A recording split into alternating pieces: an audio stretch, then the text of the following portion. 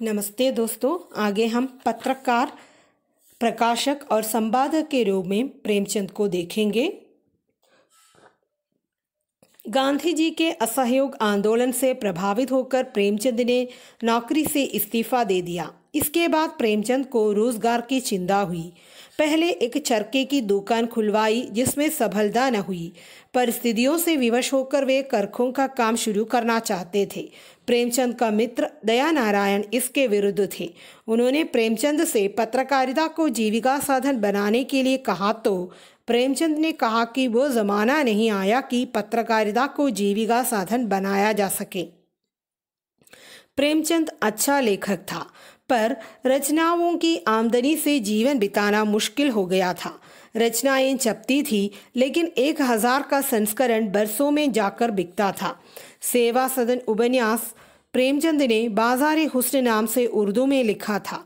प्रकाशक ने इसके लिए 400 रुपये दिए। इसके बाद औरक प्रकाशक संस्था ने प्रेमाश्रम उपन्यास के लिए उन्हें 3000 रुपये मुआवजे के रूप में दिए।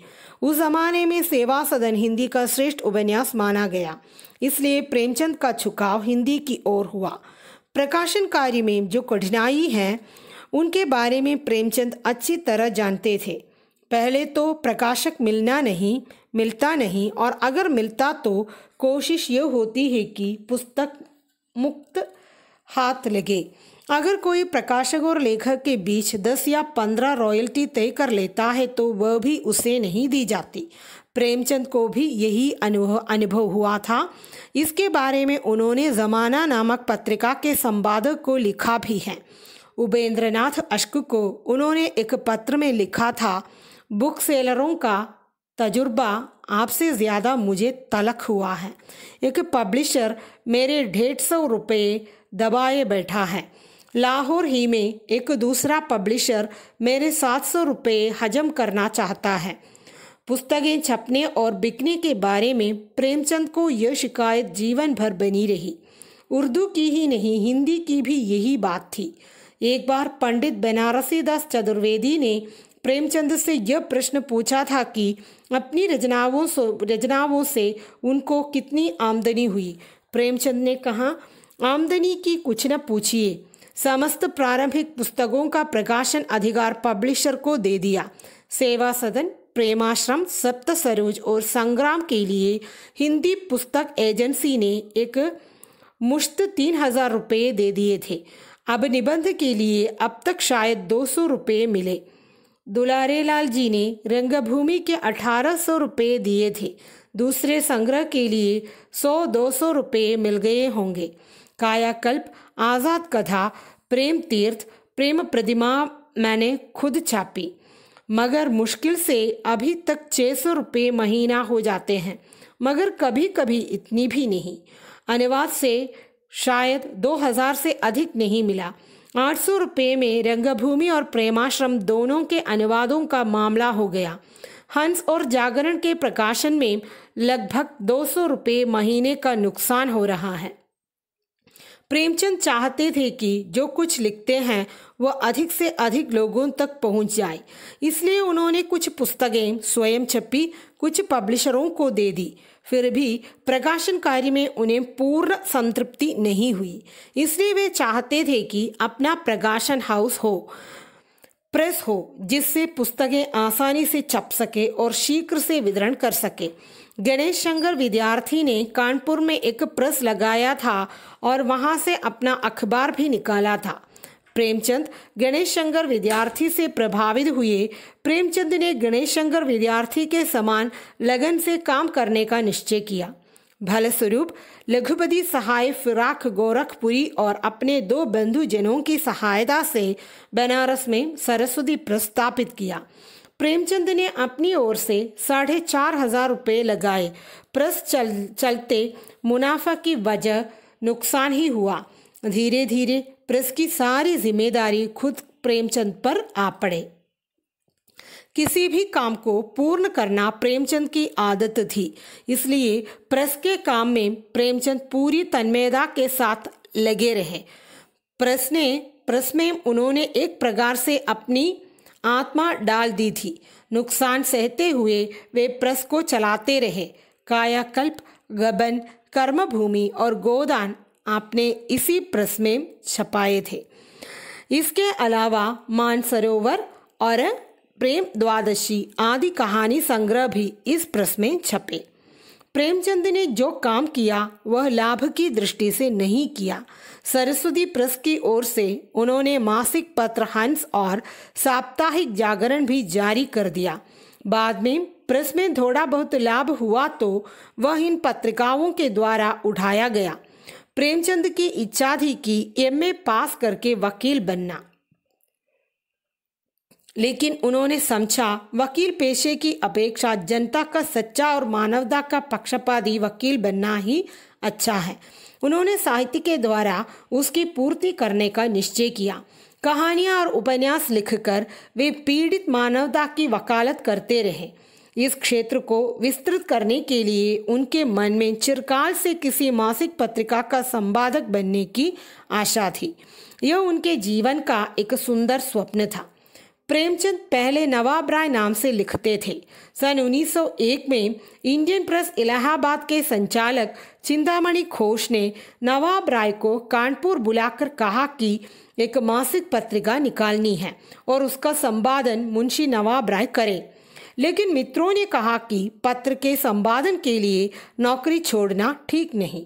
संपादन के लिए नौकरी से 1 साल छुट्टी लेने के लिए वे तैयार थे, लेकिन किसी कारणवश पत्रिका नहीं निकाल सके। प्रेमचंद ने संपादन कार्य से संबद्ध काफी ज्ञान प्राप्त कर लिया था। एक संपादक के कर्तव्य को वे अच्छी तरह जानते थे। उदाहरण स्वरूप डिग्री के रुपए नामक कहानी ले सकते हैं। प्रेमचंद आदर्शवादी हैं। जीवन का शाप नामक कहानी के नायक कावस स्वयं प्रेमचंद ही हैं। कावस एक अखबार निकलते हैं और समाज की सेवा करके रूपति प्राप्त करते हैं और धन से वंचित रहते हैं। पत्नी से भी नहीं बनती। वह क्रूर स्वभाव की स्त्री है। वह अपनी भौतिक आवश्यकताओं पर नजर करती है। कावस अपनी पड़ोसी शाहपुर जी के धन दौलत, उनकी सभी सुंदर पत्नी शीरों को ललचाई दृष्टि से देखते हैं। शीरों अपने धनवान पति को छोड़कर कावस के साथ रहने के लिए तैयार हो जाती हैं। अब संपादक होश में आता है। उसे अपनी दरिद्रता और पत्नी की निष्ठा स्मरण हो जाती है। उसे अपनी पत्नी गुलशन के साथ अपने अनुचित व्यवहार का ध्यान आता है। प्रेमचंद कावस के द्वारा आदर्शवादी संपादक की दुर्बलता पर प्रकाश डालते हैं और अंत में उसके हाथ में आदर्श की ज्योति देते हैं। उनमें संपादक बनने की योग्यता नहीं। गोदान उपन्यास का ओंकारनाथ एक ऐसा ही संपादक है। अखबार चलाने के द्वारा विलासिता का साधन जुटाना ही उनका उद्देश्य है। देश सेवा, पवित्रता और आदर्शवाद की डींग मारते हुए अखबार से वह ब्लैकमेलिंग भी करता है। प्रेमचंद ने अपने सामने संपादक का जो आदर्श रखा था उसे वे पूर्ण रूप से निभाना चाहते हैं। नौकरी से इस्तीफा देने के बाद मर्यादा का संपादक बनने को कहा गया तो उन्होंने सहर्ष स्वीकार कर लिया। 1.5 वर्ष तक इस पत्रिका का सुयोग्य रूप से संपादन करते रहे। प्रेस लगाने के पीछे उनका उद्देश्य यही था कि पुस्तक छापने के अतिरिक्त अपना अखबार और मासिक पत्रिका भी निकालेंगी। लेकिन आर्थिक कठिनाइयों के कारण वह स्वप्न पूर्ण न कर सका। अपनी रोजी कमाने के लिए उन्हें लखनऊ जाना पड़ा। वहां एक मित्र के साथ स्कूली पुस्तकें तैयार करने का काम करते रहे। 10 महीने के बाद वे बनारस लौट आए। लखनऊ के नवल किशोर प्रेस के मालिक मुंशी विशन नारायण ने प्रेमचंद को बुलाया। उनको माधुरी पत्रिका का संपादक बना दिया गया। विशन नारायण के देहांत के बाद प्रेमचंद को उसे छोड़ना पड़ा। माधुरी जारी रहने पर भी प्रेमचंद के संपादन काल में उसे जो लोकप्रियता और सफलता प्राप्त हुई थी वह इस पत्रिका के इतिहास में स्मृति बनकर रह गई। जब वे माधुरी का संपादन कर रहे थे तब अपना पत्र हंस भी निकलना शुरू किया, जो अपने सरस्वती प्रेस बनारस से प्रकाशित होता था। प्रेमचंद की राय में नए नए लेखकों को प्रोत्साहन देना और उनकी रचना शक्तियों को विकसित करने में सहायता देना ही संपादक का कर्तव्य है। इसलिए प्रेमचंद नए लेखकों की रचनाओं को अधिक प्रोत्साहन देते थे। हंस को चलाने में हर महीने 200 रुपये का नष्ट होता था। बाधा करने पर भी लेखकों को पारिश्रमिक देना असंभव बन जाना साधारण बात थी। लिखने वाले नाराज हो जाते तो प्रेमचंद उन्हें प्यार से समझाते थे। कुछ काल तक हंस पत्रिका को हिंदी परिषद वालों को भी दे दिया था। संपादक प्रेमचंद थे, पर खर्च करते थे परिषद वाले। अपनी पत्रिका हंस को परिषद वालों ने अपनाने का विचार किया तो प्रेमचंद को बड़ा दुख हुआ। हिंदी परिषद गांधी जी की देखभाल में चल रही थी। हंस लेने का फैसला वर्धा की एक बैठक में हुआ था, जिसमें प्रेमचंद को भी बुलाया गया था। इस अवसर पर प्रकाशन आपत्तिजनक समझकर सरकार ने जमानत मांग ली। इससे परिषद ने हंस पत्रिका बंद करने की घोषणा कर दी, पर प्रेमचंद ने तुरंत जमानत दाखिल कराकर हंस अपने अधिकार में लेकर जारी रखा। हंस को अपने बेटे की तरह प्यार करते थे। उनकी यही कामना थी कि उनके बाद भी हंस जीवित रहें। हंस को जीवित रखने के लिए उन्हें फिल्म की नौकरी स्वीकार करनी पड़ी थी। प्रेमचंद के बाद पत्नी शिवरानी देवी और उनके बेटे अमृतराय ने हंस को जारी रखा और हंस प्रेमचंद की गतिशील परंपराओं का वाहक बन गया। प्रगतिशील परंपराओं का वाहक बन गया। आर्थिक कठिनाइयों के कारण अमृतराय ने हंस को 6 महीने के लिए बंद रखने की घोषणा की तो पाठकों ने इसका विरोध किया। प्रकाशक, पत्रकार और संपादक के रूप में प्रेमचंद ने हिंदी साहित्य की जो सेवा की है वह अप्रशंसनीय है।